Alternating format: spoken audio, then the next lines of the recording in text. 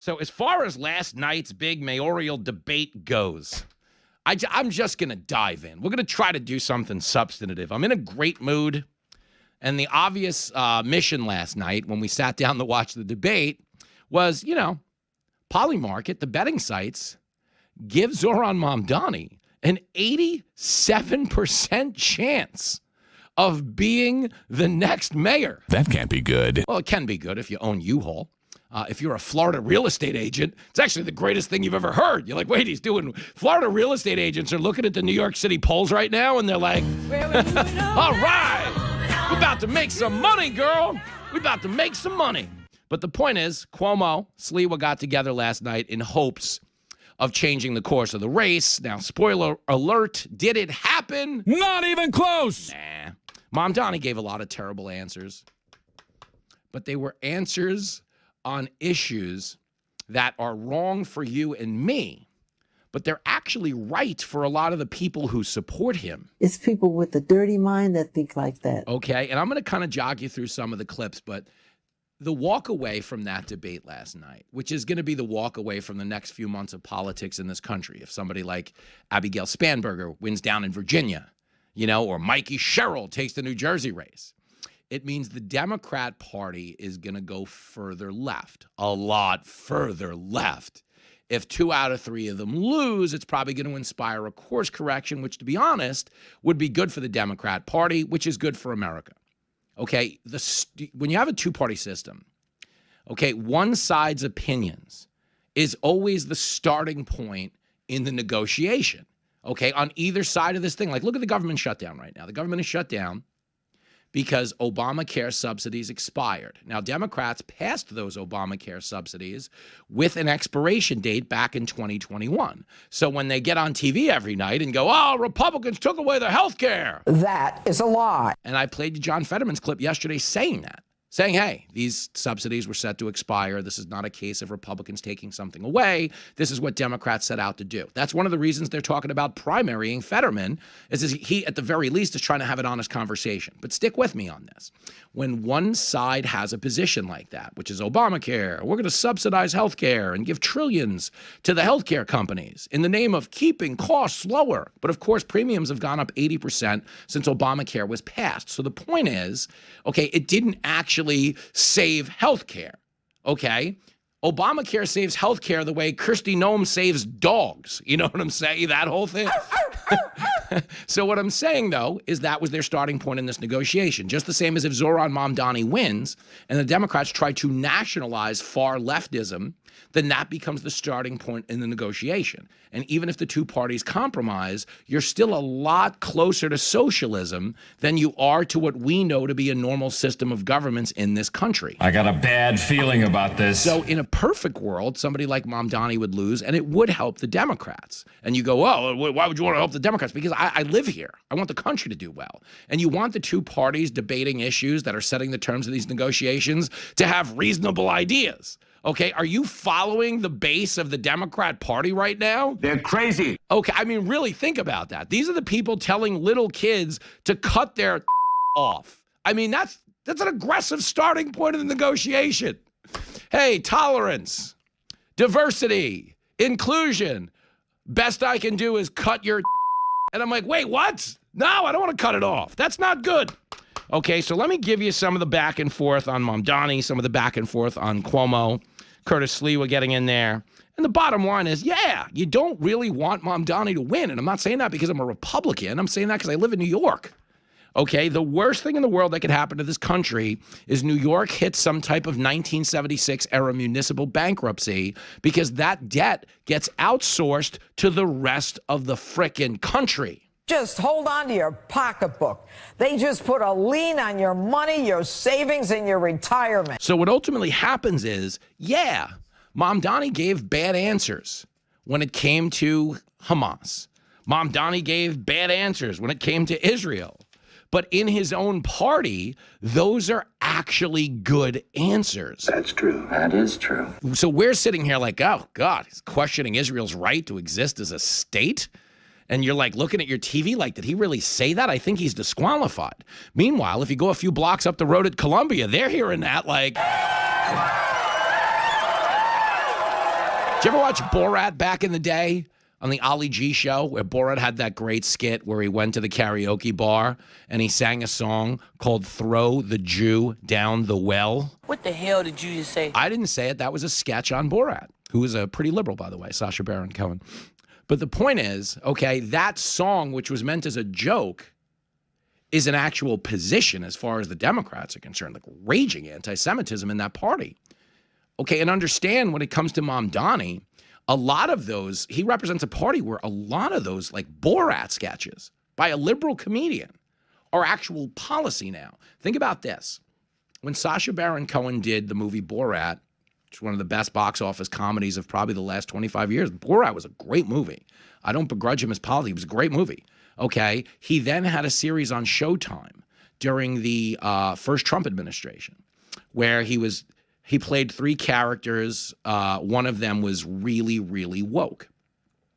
And the series finale of the Sacha Baron Cohen Showtime series, the series finale concluded with him pretending, this is 2018, that liberals were going to get so woke they would pretend that men could have babies. That was the premise of the comedy sketch. In 2018, it was a series finale joke.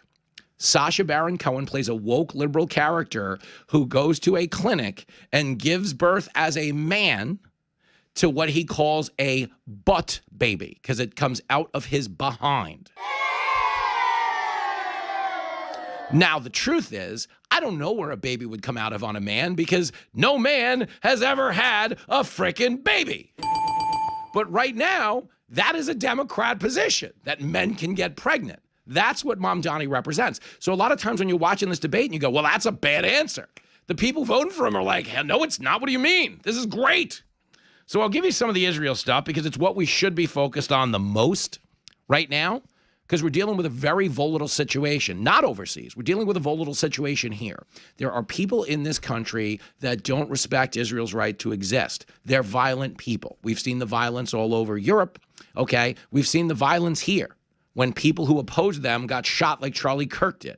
We've seen the violence here where 2 people got killed outside the Jewish embassy in Washington. Like, it's real. I'm not the panic guy, get you worked up guy, but the point is, not respecting Israel is a really slippery slope to a lot of people getting killed.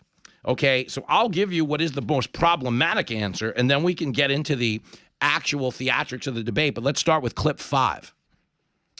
I've said time and again that I recognize Israel's right to exist. I've said that I will not recognize any states. I said that I will not. As a Jewish state. If I would be allowed to finish, that I would not recognize any state's right to exist with a system of hierarchy on the basis of race or religion. I have made that very clear. And part of that is because I'm an American who believes in the importance of equal rights being enshrined in every single country, whether we're speaking about Israel or whether we're speaking about Saudi Arabia. You can stand here and you can lie all you want, but New Yorkers will we answered the question. We don't support Israel. So did you hear Cuomo at the end? He goes, you answered the question. You don't support Israel. When you're right, and you're right. He's right. Cuomo's right. He does not support Israel. And when he talks about a country's right to exist based on a hierarchy of religion or race, is he spent any time in the Middle East? He's from there. He was born in Uganda. Guys, if you have a gay marriage in Uganda, they kill you. He's, you know, the guy who says he's the champion of the gay community? He owns a compound in Uganda. He just got married in Uganda this summer. You know, the guy that's the ally to the gay community, he had a wedding in a country where they kill the gay people. What a fraud. So if you really stand for something like that, you probably don't commingle with people killing them. You know, just the same as this ongoing footsie he plays with Hamas and whether or not Israel has a right to exist, and he promises the International Criminal Court should arrest Benjamin Netanyahu if he ever sets foot in New York. Like, these are actually, like, really problematic answers. I know this is a goofy show. Okay, but the point is, sometimes the substance of what's going on behind all the goofiness is pretty primal. Let me give you another one, though, because here's Cuomo telling him the God's honest truth, which is that this is not a first job, meaning mayor of New York is not supposed to be where you learn how to have an adult job. Clip 1. What the Assemblyman said is he has no experience. And this is not a job for someone who has no management experience to run 300,000 people, no financial experience to run $115 billion budget. He literally has never had a job. On his resume, it says he interned for his mother. This is not a job for a first-timer. Any day, you could have a hurricane, you have, God forbid, a 9/11, a health pandemic. If you don't know what you're doing, people could die. And the moderator cut him off there. But the reality is, he's telling you the truth. Mamdani is running, as we always say, as everyone says. This is not unique to the show. He's running for class president. I'm going to give you free everything. Free housing, free buses, free school, free daycare. The government will run the grocery prices. Don't worry about it. Everything's going to go fine. What could possibly go wrong? A lot, because socialism has killed about 90 million people around the world from starvation. And it has led to the actual execution of a few hundred million others. I'm not saying he's going to usher in that level of socialism in New York because the mayor doesn't have that much power. But the point is, the factory settings of his policies are all rooted in socialism. And that pie-in-the-sky appeal it has to young, stupid people who don't know any better.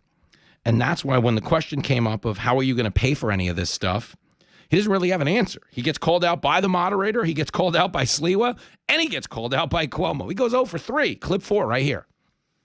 I believe we will see the same thing with our push to ensure that we are taxing the wealthiest and the most profitable corporations the fair amount that they should pay. But again, Mr. Mamdani, I know Governor Hochul indicated this week there may be some open windows, but more or less income tax on millionaires is off the table, according to the governor. If you raise the state's top corporate tax rate to match that of New Jersey, you'd be raising $5 billion in and of itself. Zohran, boy, your fantasies are never going to come about in terms of funding everything you want. It's going to be free, free, free. It's a fantasy. Let's deal with the reality. The Assemblyman's whole plan is based on a myth. He said he's going to raise the taxes the same as New Jersey, corporate tax. No, it would be double the tax. You would see New Yorkers on 995 fleeing to Florida. But you understand, young, stupid people hear that and go, oh, they're going to go after the rich people? That's like really great. Except when the rich people leave, the tax base leaves with them. And the things that keep you sort of safe in this city, like cops and firemen and things of that nature, are a lot harder to pay for. So it's a twofold thing. Some of us pay because the cost of commuting into the city goes to the moon. Congestion pricing, bridges, tolls, stuff of that nature. The subway. Okay, maybe not the bus because you're going to make that free. But if you're riding the bus for free, you might just end up paying with your life instead. So y'all need to hide your kids, hide your wife, and hide your husband because they raping everybody out here.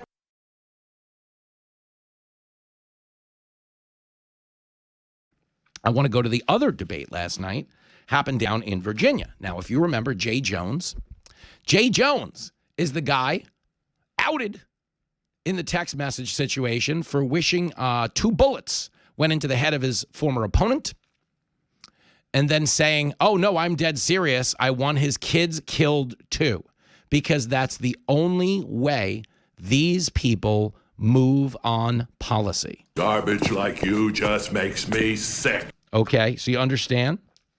That's real. Do you know how, we'll get entire news cycles devoted to fake things, like Trump said there's going to be a bloodbath if he's not elected? Guys, the full context of the Trump quote, it's so lazy. As Trump was campaigning to the auto workers union, and he goes, I'm going to protect your jobs. I'm going to implement tariffs because all these big manufacturers want to export production to Canada and Mexico. But I'm going to slap tariffs on them if they do and force it to build in America. But if I don't win, forget about it. It's going to be a bloodbath. All the jobs are going to disappear. And literally, the media spent a week and a half on Trump just said if he doesn't win, he's going to kill everybody. The media is a bunch of losers. It's so embarrassing because they know what they did. It's a cheated angle. And it's just so embarrassing to me. Like we're living in the death of shame. I say it all the time. But to take it a step further, it's also inflammatory because there are people on the left go, oh, this guy's going to kill everybody. Anyone voting for him is fine with him killing everybody. Except he didn't say, I'm going to kill everybody. Jay Jones legitimately said, I want 2 bullets in that guy's head and then I will show up to his funeral just to pee on his grave. and someone goes, hey, that's not cool. Do you hear yourself? This guy's a father. He goes, oh, I hope the mother holds those dying kids in her arms because that's the only way people change on policy. He actually said that. He should be behind bars. Okay, I mean, garbage. So here he is trying to make his apology last night. And yeah, he went on to kind of make it about Trump just the same. And yeah, Jason Miyares went back and forth and said, yo, if you're sorry, you drop out. But the point is, this happened. This is a real thing. This is not the media taking a third of a Trump quote and being like, run for your lives. Do you remember when Trump joked? He goes, well, I'd love to be a dictator for one day. Because they're like, what do you say that people call you a dictator? He goes, I wish I could be a dictator for one day. Just get in there, close the border, cut the taxes, get all that stuff done. And of course, with a smile and a joke, and a well-received one from the people in the room, okay, he's joking about the question of, being a dictator. The Democrats immediately took it as Trump vows to be a dictator on day one. That is totally absurd. Absurd. But that's what they do. And that's so much of our political discourse is characterizing Republican positions as something other than what they are. On the Democrat side of the aisle, their exact words are what we're responding to. And they're like, no, shut up.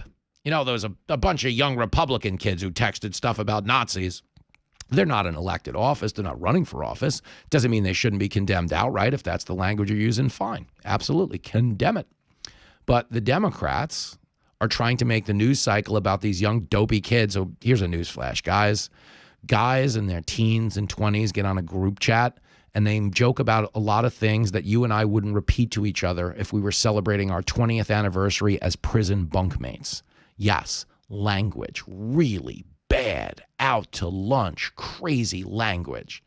Anything you can think of that a human being shouldn't say, most of you have said, okay, in privacy, not because you had any hatred or malice attached to it, but because sometimes you want to pull the goalie. You know that law firm that has to live in your head now in the age of cancel culture and outrage mobs and everything in between? Yes, growing up, we all used a lot of words you don't use today.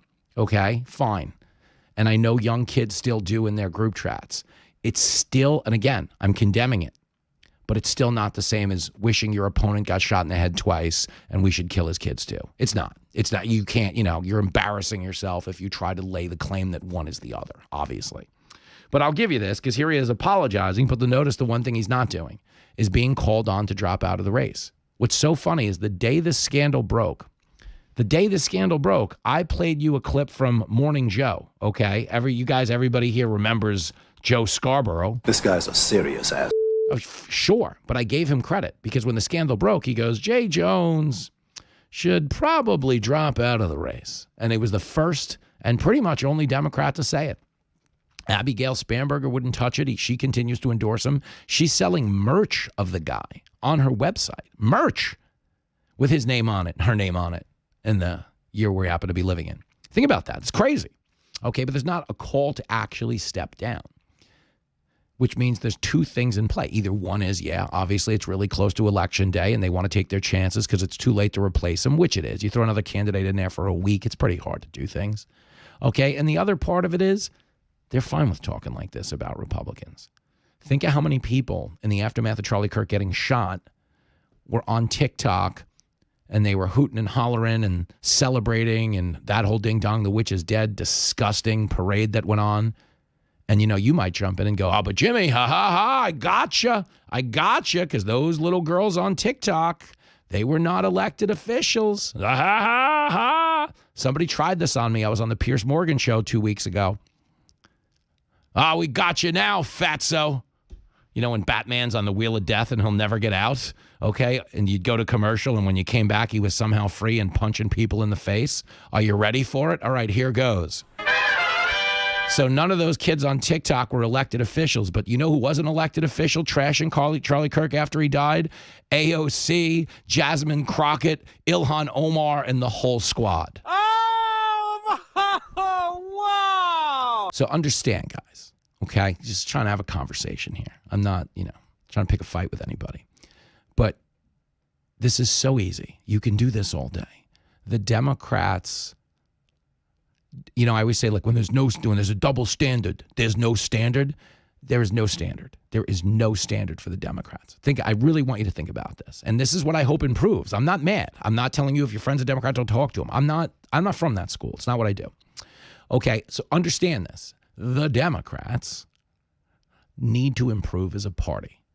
Okay, the voice of reason in the Democrat Party right now is John Fetterman. Think about that. Their party's voice of reason is a guy who couldn't even speak 2 years ago because he had a stroke. And thankfully, by the grace of God, he's getting better and he's doing a great job. So do not think I'm, attacking Fetterman. I've actually had him on my Saturday night TV show as a Democrat. Oh my God. And he was great. Okay, but understand, I could give you a million examples. Let's start with the big ones. January 6th, the high holiday of the Democrat calendar. Like if you're raised Catholic like me, it's, Christmas and Easter. You got the feasts, stuff like that. Okay, but in the Democratic calendar, okay, January 6th is the high holiday. Oh man, the kids hang stockings nowadays. Like it's a big deal.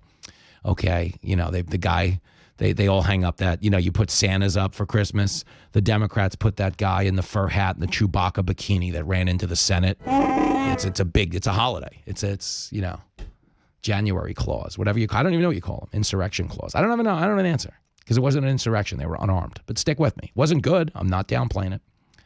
But the Democrats like to tell you that Trump is a threat to democracy because he said an election was stolen. How many times have you heard that? Probably, I would say, a trillion? A trillion, yeah, probably a trillion. You've probably heard that a trillion times, that Trump is a threat to democracy because he said the election was stolen. You know who else said an election was stolen? These people. As I've been telling candidates who have come to see me, you can run the best campaign, you can even become the nominee, and you can have the election stolen from you. Do you agree that Donald Trump is, in effect, not a legitimate president? I think that there's no question that the process that elected him was not legitimate. The president-elect, although legally elected, is not legitimate. Donald Trump is an illegitimate president. I think the interference, although not yet quantified, if fully investigated, would show that Trump didn't actually win the election in 2016. So do you believe President Trump is an illegitimate president? Based on what I just said, which I can't retract. Trump knows he's an illegitimate president who got illegitimate foreign help. Wait, what? What is going on here? I was told that's treason and a threat to democracy. And to be very clear, they didn't just bash Trump and Russia. They trashed the voting machines. I continue to think that our voting machines are too vulnerable. In 2018, electronic voting machines in Georgia and Texas deleted votes for certain candidates or switched votes from one candidate to another. The biggest seller of voting machines is doing something that violates Cybersecurity 101, directing that you install remote access software, which would make a machine like that a magnet for fraudsters and hackers. These voting machines can be hacked quite easily. You could easily hack into them. It makes it seem like all these states are doing different things, but in fact, 3 companies are controlling this. There are a lot of states that are dealing with antiquated machines, right, which are vulnerable to being hacked. Workers were able to easily hack into an electronic voting machine. It was possible to switch votes. 43% of American voters use voting machines that researchers have found have serious security flaws, including backdoors. We know how vulnerable now our systems were. I